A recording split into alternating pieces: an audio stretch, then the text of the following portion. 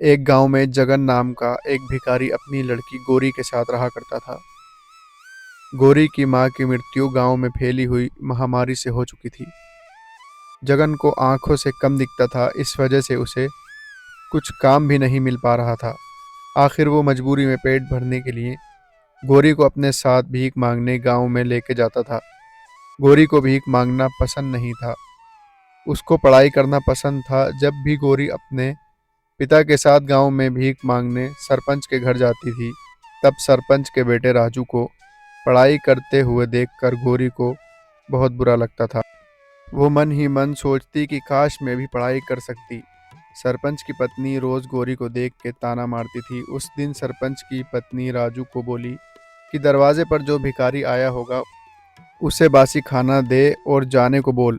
सरपंच की पत्नी बोली कि गांव में एक भी हॉस्पिटल नहीं है और इन भिखारी लोगों की महामारी जैसी बीमारी मेरे बच्चे को लग गई तो मैं क्या करूंगी।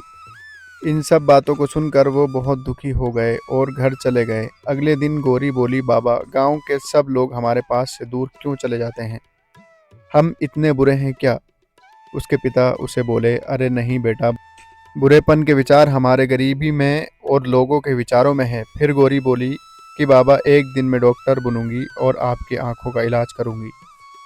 गांव में एक हॉस्पिटल बनाऊंगी। उसके पिता बोले कि गोरी, हमको दो वक्त की रोटी भी मुश्किल से मिलती है और ये सपना तो श्रीमंत लोगों को देखना चाहिए।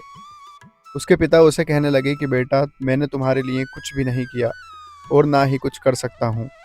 उसी वक्त एक औरत ने बाहर से गोरी को आवाज़ लगाई और कहने लगी कि गोरी, आज मेरा शौचालय तुम साफ कर दोगी तो मैं तुम्हें 5 रुपए भीख में दूंगी।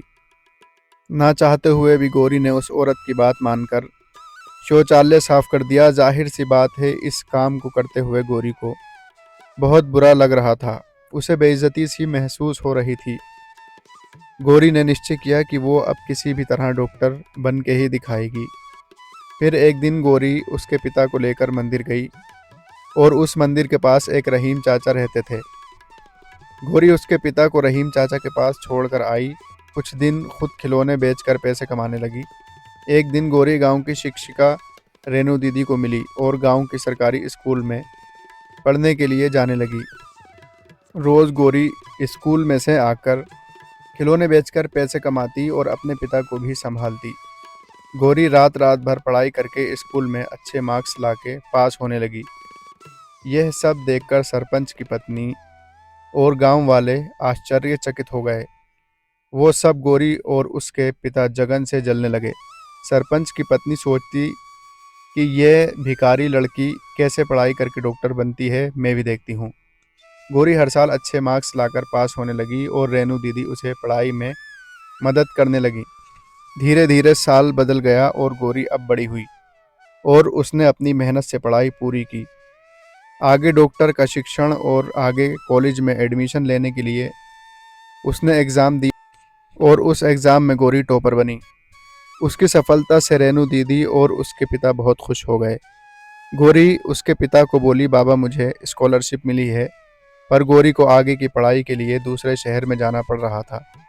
गोरी उदास हो गई। रेनू दीदी उसे कहने लगी कि गोरी, तू टेंशन मत ले, मैं इधर हूँ, सब संभाल लूँगी। तू शहर जाकर डॉक्टर बनकर वापस आ।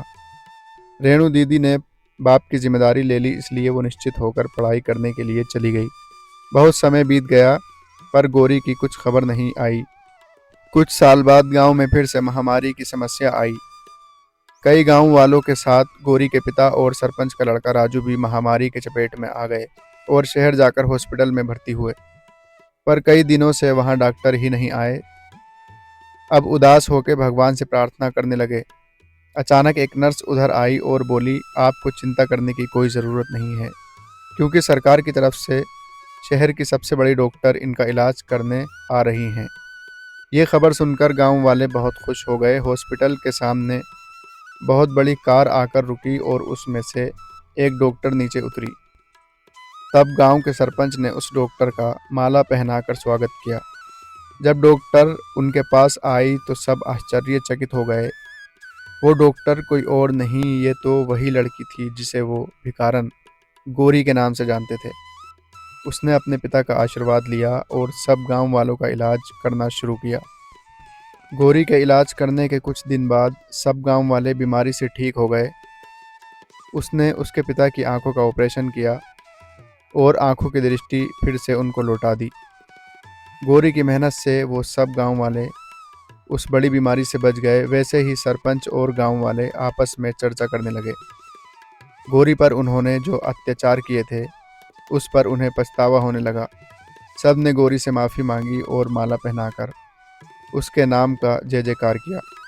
यह दृश्य देखकर गौरी के पिता को उस पर गर्व महसूस हुआ। इस कहानी से हमें यही सीख मिलती है कि गौरी की तरह मेहनत और दृढ़ निश्चय से कष्ट किए तो सफलता अवश्य मिलेगी। जिस तरह कमल भले ही कीचड़ में खिलता है लेकिन उसके गुणों के कारण भगवान के सिर पर स्थान पाता है, हमें भी हमारी परिस्थितियां और संसाधनों की कमियों के कारण जीवन में पीछे नहीं हटना चाहिए। एक अच्छा लक्ष्य निर्धारित कर उसके लिए जी जान से मेहनत करनी चाहिए।